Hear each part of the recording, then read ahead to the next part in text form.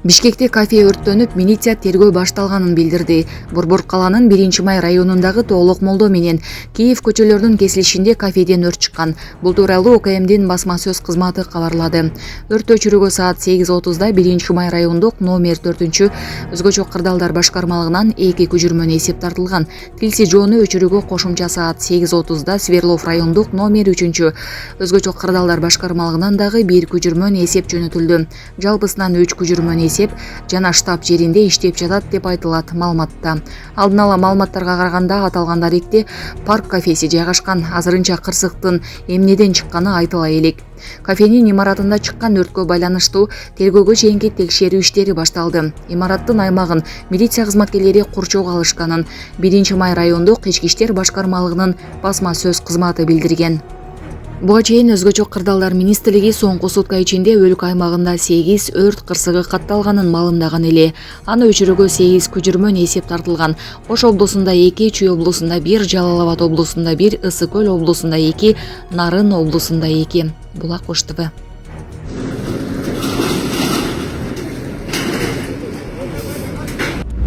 Ташиев адилеттүүлүктү тебелеп Биволдун жеңишин уурдап алышты. Боксчулар Дмитрий Бивол менен Артур Бетербиевдин кармашы боюнча калыстар чыгарган жыйынтыкка УКМК төрагасы Камчыбек Ташиев Биволдун жеңишин уурдап, калыстар тобу менен уюштуруучулар адилеттүүлүктү тепсешти деген пикирин билдирди. Эске салсак, булгар меле чеберлеринин бокс боюнча дүйнөнүн абсолюттук чемпиону наамы үчүн 12 раунддук беттеши Эр-Рияд шаарында өткөн. Чыккан жыйынтык боюнча упай эсебинде Бивол утулган. Дима, сен жеңдиң.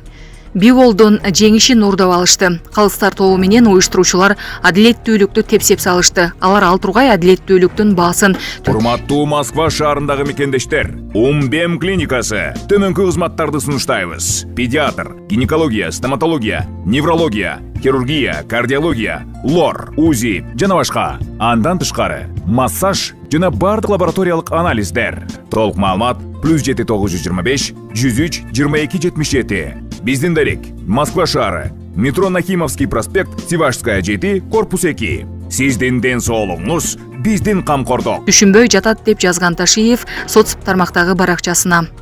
Эр-Рияттагы бул окуя Биволдун карьерасындагы биринчи утулуусу болду. Анткени менен калыстардын чечими далай талаш тартыш кызуу талкууга жем таштады. Соц тармактын көпчүлүк колдонуучулары жеңиш раундтарда жакшы туруштук берген булгары мээлчейген Биволдук экенин айтып жатышат. Алар калыстар тобу Биволду тонуп кеткенин жазышууда. Айрымдар беттеш жок дегенде тең чыгышы керек эле деген ойдо. Көп өтпөй Сауд Аравиянын оюн-зоок иштери боюнча министри да оюндун жыйынтыгы адилетсиз болуп калганын айтты. НАТО ядролук куралдарын сыноо үчүн машыгууларды баштады. Дүйшөмбү күнү 14 октябрда НАТОнун альянска мүчө өлкөлөрдү коргоо боюнча жылда өтчү 2 жумалык машыгуулар башталат. Анын жүрүшүндө өзөктүк куралды колдонуу практикаланат. НАТОнун Брюсселдеги штаб-квартирасынан алынган маалыматка караганда, Steadfast-нун машыгуусуна Европада дагы 8 аба базасына жайгашкан 2000дей аскер катышат.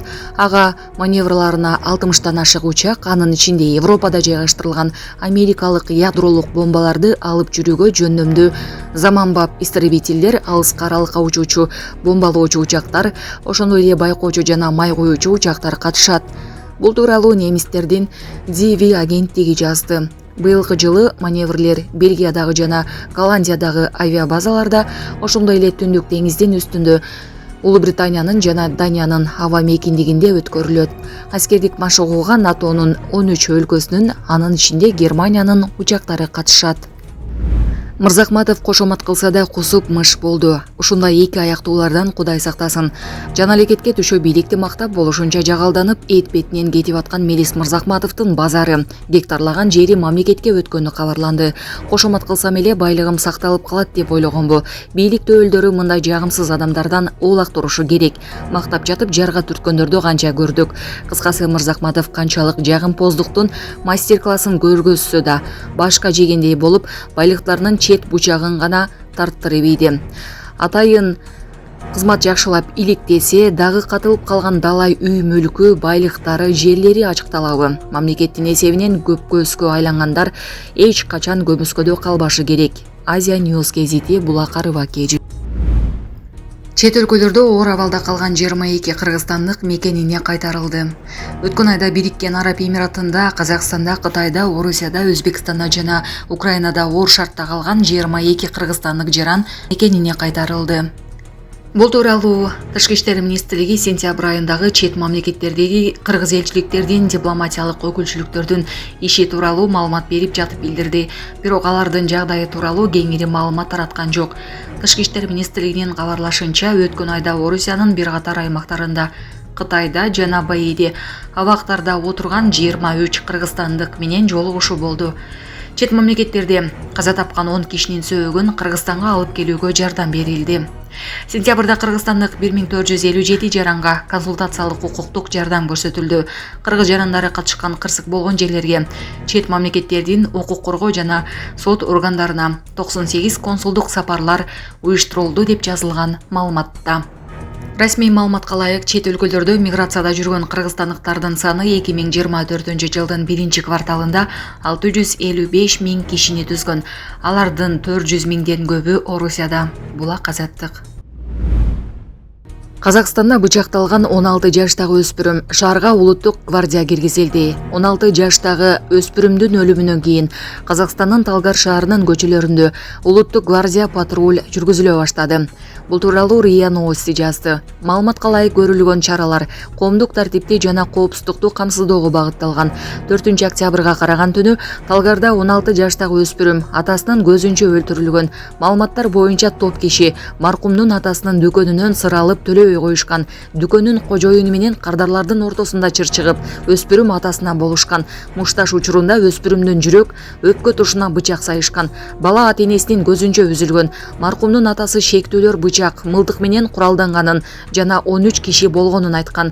Ал эми 12 октябрь күнү Эмгекчи Казак районунун Азат айылында маркумдун үй бүлөсүнө таандык үй өрттөнүп кеткен. Окуя эми эч ким жабыр тартпаганын билдирген. Полиция өрт атайын коюлган деген шек менен иш козгогон. Ал Казакстандын башкы прокурорунун көзөмөлүндө. Ассалам курматтуу казак эли. Мен ошо айта кететин. Эч кандай кан төгүш болмогон каалайм. Сол тилебимде өзүмдүн суранышым сол эч кандай кан төгүш болмасын. Бул жерде кимден бери козоргоо органдар баары жүр. Эми кылмыскерлердин баары өзүнүн несине жооп берет деген сенімдемин. Сол себепті жігіттер, мен өзім үшін қорқпаймын ешқашан. Қай кезде де кім келіп жатса да өзім сөйлесе аламын. Сол үшін тыныш жерде дүрліктіріп, қан төгіп, біреулердің обалына қалмай, мен айтатын.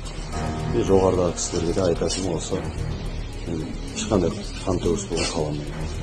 Құзырлы органдар өзінің несімен заң аясында шешіледі деген үміттен қай кезде болсын әділетті Қазақстан болуына сенем. Қорқыныш ештеңе жоқ қазір.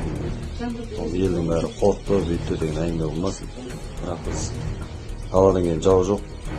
Бір қазақты өлтіріп жатса, атып жатса, ол дұрыс емес деген мен түсінемін. По поручению министра приехал на место происшествия. Со мной вместе прибыли сотрудники Министерства внутренних дел. Создана следственно-оперативная группа. Изучаются записи камер видеонаблюдения, устанавливаются очевидцы и свидетели данного происшествия. Подозреваемые лица будут установлены и законно понесут ответственность. Уголовное дело находится на особом контроле министра.